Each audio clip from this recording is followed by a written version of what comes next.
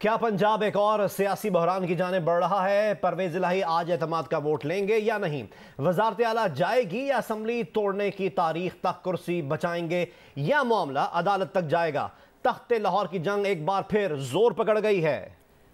Governor Punjab की तरफ से वजीर आला को एतमाद का वोट लेने की हिदायत के बाद स्पीकर पंजाब असम्बली ने इजलास जुम्मे की दोपहर तक मुलतवी कर दिया है। सवाल उठता है कि क्या आज इजलास दोबारा बुलाया जाएगा या नहीं। अगर एतमाद का वोट नहीं लिया जाता तो वजीर आला की आईनी हैसियत क्या होगी, इससे मुतालिक ताज़ा सियासी सूरत हाल पर बात करेंगे। हमें ज्वाइन कर रहे हैं पंजाब असम्बली के बाहर नुमाइंदा जियो न्यूज़ आजम मलिक, गवर्नर हाउस के बाहर मौजूद है नुमाइंदा जियो न्यूज़ उस्मान भट्टी और जमान पार्क के बाहर मौजूद है नुमाइंदा जियो न्यूज़ ज़ीशान बख्श।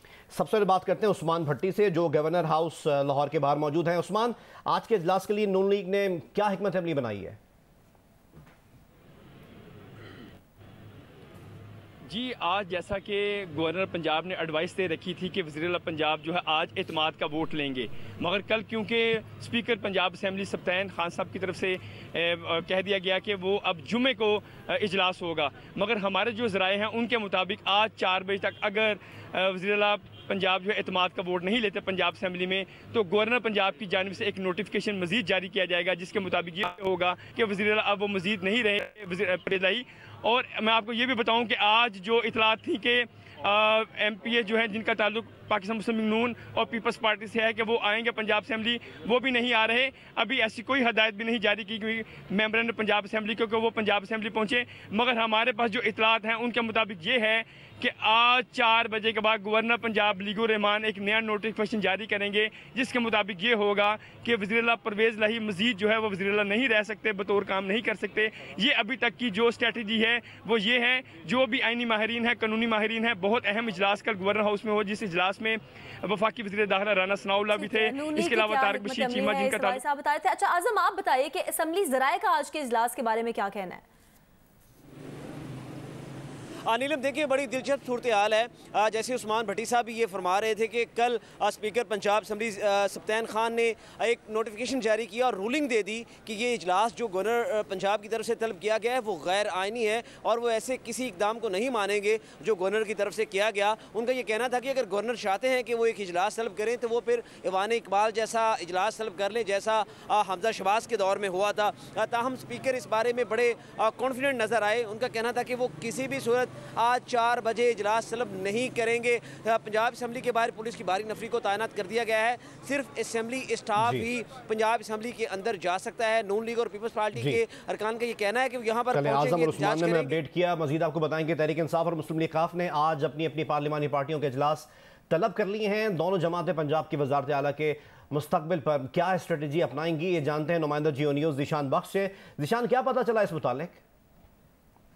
जी अशर, बिल्कुल जिस तरह जुम्मे के रोज़ इमरान खान ने असम्बली की तहलील का ऐलान कर रखा है, तो उस हवाले से जो अपोजिशन की जानिब से अदम एतमाद की एक तहरीक पंजाब असम्बली में जमा कराई गई है, उसको एंटरटेन किए जाने का इम्कान है। और उस हवाले से आज मुस्लिम लीग काफ की पार्लिमानी पार्टी का इजलास है, जिसमें उनके 10 सरकान असम्बली शामिल होंगे, जिसकी सदारत वज़ीर आला पंजाब चौधरी परवेज़ इलाही करेंगे। जबकि कल जुमेरात के रोज़ तहरीक इंसाफ की पार्लिमानी पार्टी का इजलास है और उस इजलास के अंदर तहरीक इंसाफ के अरकान शरीक होंगे। और इस बात का कभी इम्कान है कि जब जुमे के रोज़ अदम एतमाद की तहरीक पेश की जाए तो दोनों जमातों के जो अरकान हैं वो ऐवान में अपनी अददी अक्सरियत से, क्योंकि मुस्लिम लीग नून और दीगर जो अपोजिशन जमातें हैं उनके पास 186 अरकान नहीं है, तो ये जो अदम एतमाद की तहरीक है ये लॉस्ट हो जाएगी। और साथ ही साथ जो वज़ीर आला पंजाब हैं परवेज़ इलाही, तहरीक इंसाफ के ज़राए का कहना है कि वो गवर्नर को असम्बली की तहलील के हवाले से समरी भिजवा देंगे। दूसरी तरफ दोनों जमातें आइंदा के जो सियासी मुस्तकबिल है उस हवाले से आज एक इजलास होगा और सीट एडजस्टमेंट पर बात होगी। उस्मान भट्टी और आजम मलिक हमारे साथ मौजूद है, आप तीनों का बहुत शुक्रिया। वज़ीर आज़म के मुआविन ख़ुसूसी अताउल्लाह तारड़ ने कहा है कि पंजाब असम्बली के इजलास पर मुशावरत जारी है। एतमाद के वोट का मामला मौखर करके अदम एतमाद की तहरीक जुमे को लाना मुनासिब नहीं। मुलाकात है, मैं तो वैसे ही गवर्नर साहब को मिलने आया। MPs भी कुछ आएंगे, कुछ कानूनी माहिरीन भी आएंगे, बातचीत करेंगे इसके ऊपर। लास्ट जुम्मे तक कर दिया है और उनका मकसद ये है कि वोट ऑफ कॉन्फिडेंस कॉल किया जाए। तो ये तो नहीं हो सकता कि vote of no confidence call किया जाए, ये नहीं हो सकता कि आप वोट ऑफ कॉन्फिडेंस को डिफीट करके वोट ऑफ नो कॉन्फिडेंस जुम्मे को लगा दें, तो ये बिल्कुल मुनासिब नहीं होगा। कराची में स्ट्रीट क्राइम मुलजिमान ने एक और नौजवान की जान ले ली। 18 साल के कय्यूम को कोरंगी नंबर 6 में डकैती के दौरान कत्ल किया गया। ND यूनिवर्सिटी के तालिब इल्म के कत्ल के बाद अब तक कराची में एक हफ्ते के दौरान डकैती मुजाहिमत पर कत्ल किया जाने वाला ये तीसरा नौजवान है। मज़ीद तफसील हासिल करते हैं नुमाइंदा जियो न्यूज़ दिशान शाह से। जी बिल्कुल, मैं इस वक्त आपको रिपोर्ट कर रहा हूँ कोरंगी नंबर 3 से, जहाँ आज सुबह तकरीबन 8 से 8:30 बजे के दरमियान एक नौजवान को उसके घर के बाहर डकैती के दौरान मुज़ाहमत पर फायरिंग करके नामालूम मुल्ज़िमान ने कत्ल कर दिया।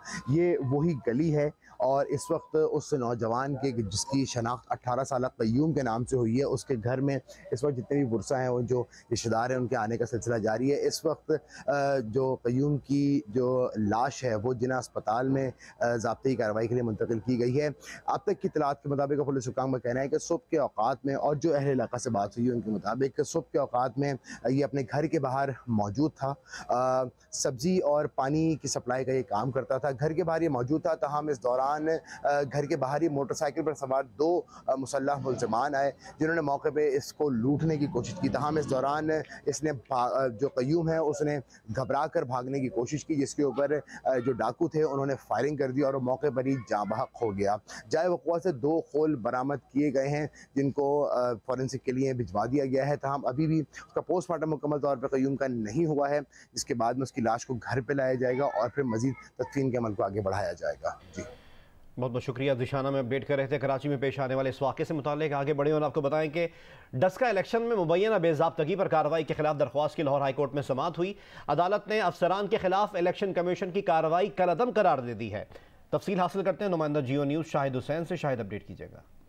जी, NA 75 के इलेक्शन हुए थे डस्का में फरवरी 2021 में, जिसमें मुबैना बेज़ाब्तियां सामने आई और इलेक्शन कमीशन ने डिप्टी कमिश्नर सियालकोट के अलावा जो अफसरान दीगर थे जो इलेक्शन की ड्यूटी पर मामूर थे, इलेक्शन कमीशन के अंडर थे, उनके खिलाफ जो थी वो कार्रवाई शुरू कर दी थी, जिस पर इन अफसरान ने अदालत से रजू किया और कहा कि इलेक्शन होने के बाद ये इलेक्शन कमीशन के ऑफिशियल्स नहीं रहते, इनको वापस अपने मुतलका महकमों में जाना होता है, इसलिए इलेक्शन कमीशन जो उनके खिलाफ कार्रवाई कर रहा है वो कानून के मुताबिक नहीं है, उनके मुतलका महकमे ही इसकी कार्रवाई कर सकते हैं। अदालत ने उन दरखास्तों को मंजूर कर लिया है और इलेक्शन कमीशन की कार्रवाई को कलअदम करार दे दिया है।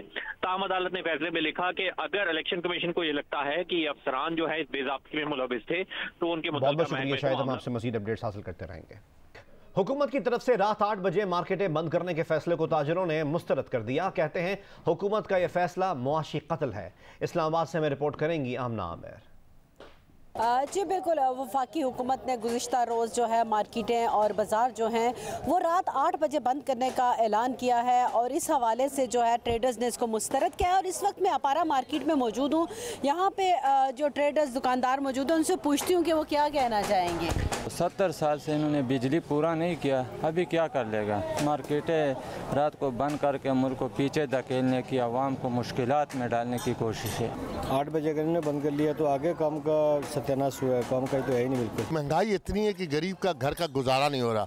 8 बजे जब बंद हो जाएगा मार्केट तो क्या होगा। दुकानदार हैं, उनका कहना है कि हुकूमत का ये फैसला जो है उन पर अमल दरामद उनके लिए मुश्किल है, क्योंकि ज़्यादातर लोग जो हैं शाम को आते हैं, लेकिन अगर हुकूमत फोर्स करेगी तो उनके पास दूसरा कोई रास्ता नहीं है। जी 4 माह गुजरने के बावजूद सिंध के मुतासरा इलाकों में मुतासरीन की मुश्किलात कम ना हो सकी। कई मकामात पर मुतादिद राब्ता सड़कों के कट भी बंद ना हो सके, जिसके बायस सैलाबी पानी अब तक मौजूद है। सर्दी की शिद्दत बढ़ने से बच्चों में वबाई अमराज में इजाफा हो रहा है। मुतासरीन ने हुकूमत से इमदाद फराहम करने की अपील की है। मजीद जानते हैं इस रिपोर्ट में। खैरपुर जिले की 8 तहसीलों के कई देहातों से सैलाबी पानी की निकासी नहीं हो सकी। मौसम सरमा से मुतासरीन की मुश्किलात में इजाफा हो गया है। मुतासरीन आर्जी खैमा बस्तियों में बेयारो मददगार हैं। मुतासरीन के बच्चों में वबाई अमराज में भी तेजी से इजाफा हो रहा है। मुतासरीन का कहना है कि बच्चे बीमार हैं, दवा तक के पैसे नहीं है, हुकूमत इमदाद फराहम करे। भाई हमारे पास टेंट नहीं है, राशन नहीं है, मंजियाँ नहीं है, सारे हमारे टूटे हुए हैं। बच्चों के लिए दवाई के लिए कुछ नहीं है, हमारे को कुछ दिया जाए। बच्चे बीमार हैं बहुत, कुछ भी नहीं है हमारे पास। जो बच्चों की दवाई हम लेके आए, हम सर्दियाँ आ गई ऊपर, हमारे को न कोई रजाई है न कोई चारपाई है, कुछ भी नहीं है हमारे को। सूरत हाल हमारा खराब है बाबा, पानी था, पानी में डूब गए, कुछ नहीं मिला है। तहसील मेहड़, खैरपुर नाथन शाह जोही सेवन के गांव अब तक सैलाबी पानी में घिरे हुए हैं। सुप्रियो बन और लाड़काना सेवन बचाओ बन सेवन और जोही को मिलाने वाली भान सैयदाबाद से छन्नी जाने वाली राब्ता सड़क का कट बंद नहीं हो सका। सेवन को दादू से मिलाने वाली मुताबादिल लोकल बोर्ड सड़क का कट भी बंद नहीं किया जा सका। मेहर से फरीदाबाद लिंक रोड के कट को भी बंद नहीं किया जा सका है। काली मोरी पुल बैठ जाने से काचू के सैकड़ों देहात का जमीनी राब्ता खैरपुर नाथन शाह से मुनक़ता है। डीसी के मुताबिक भान सैयदाबाद छन्नी राब्ता सड़क की बहाली का काम जारी है। 2 रोज में सड़क खोल दी जाएगी। लाड़काना सेवन बचाओ पर भी जल्द कट को बंद कर देंगे। लाहौर में चक्की आटे की कीमत में इजाफा कर दिया गया है। आटा चक्की मालिकान ने आटे की फी किलो कीमत में 5 रुपए का इजाफा कर दिया है, जिसके बाद चक्की के आटे की कीमत 135 रुपए फी किलो हो गई है। चक्की ओनर्स एसोसिएशन का कहना है कि गंदम की कीमत रोजाना की बुनियाद पर बढ़ रही है। हमें सरकारी गंदम भी नहीं दी जा रही। बाजार से महंगी गंदम खरीद रहे हैं। कीमत बढ़ाना मजबूरी है। लोधरा के शहरी सुई गैस की लोड शेडिंग की वजह से परेशान तो थे ही, लेकिन मुतबादिल ईंधन के तौर पर इस्तेमाल होने वाली LPG लकड़ी और कोयले की बढ़ती कीमतों ने उनकी परेशानियों को मजीद बढ़ा दिया है। रजब अली मिर्जा हमें मजीद रिपोर्ट करेंगे। देखें जी, लोधरा में सुई गैस के सार्फिन को सुई गैस की लोड शेडिंग और कम प्रेशर की वजह से परेशानी का सामना तो था ही, लेकिन उसके साथ साथ मुतबादिल ईंधन के तौर पर इस्तेमाल होने वाली LPG लकड़ी और कोयले की कीमतों में इजाफे ने उनकी परेशानियों को मजीद बढ़ा दिया है। शहरियों ने कहा कि आसमान से छूती हुई महंगाई, LPG और लकड़ी और कोयले के बढ़ती हुई कीमतों ने उनकी ज़िंदगी को अजाब बना के रख दिया है और उनके लिए 2 वक्त की रोटी का हसूल इंतहाई मुश्किल हो गया है। शहरियों ने हुकूमत से मुतालबा किया है कि हुकूमत घरेलू सार्फिन के लिए सुई गैस की फराहमी को यकीनी बनाने के लिए हर मुमकिन इक़दाम करे ताकि उनकी ज़िंदगी में कुछ तो सुकून आ सके। जी, वज़ीर आज़म ने नजम सेठी की बतौर चेयरमैन PCB तैनाती की मंजूरी दे दी है। ज़राए का बताना है कि तैनाती का बाज़ाब्ता नोटिफिकेशन कुछ देर तक जारी कर दिया जाएगा। तफसील हासिल करते हैं नुमाइंदा जियो न्यूज़ अयाज अकबर से। अयाज, अपडेट कीजिएगा। जी बिल्कुल, वज़ीर आज़म शहबाज शरीफ ने नजम सेठी को बतौर चेयरमैन PCB तैनाती की मंजूरी दे दी है और तैनाती का बाज़ाब्ता नोटिफिकेशन कुछ देर में जारी हो जाएगा। वज़ीर आज़म को IPC वजारत की जानिब से समरी में 2 नाम भिजवाए गए थे, एक में नजम सेठी और दूसरे में शकील शेख का नाम थे। ये 2 नाम वज़ीर आज़म की जानिब से बोर्ड में भिजवाए जाते हैं। ये दोनों नामों की मंजूरी दे दी गई है। आज इस मंजूरी के बाद 4 नोटिफिकेशन जारी होंगे IPC मिनिस्ट्री की जानिब से।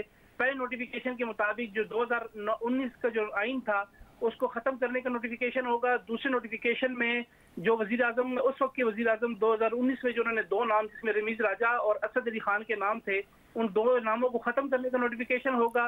तीसरे नोटिफिकेशन में 2014 का जो आइन जो मुअत्तल कर दिया गया था, खत्म कर दिया गया था पिछली हुकूमत की जानिब से, उसको बहाल किया जाएगा।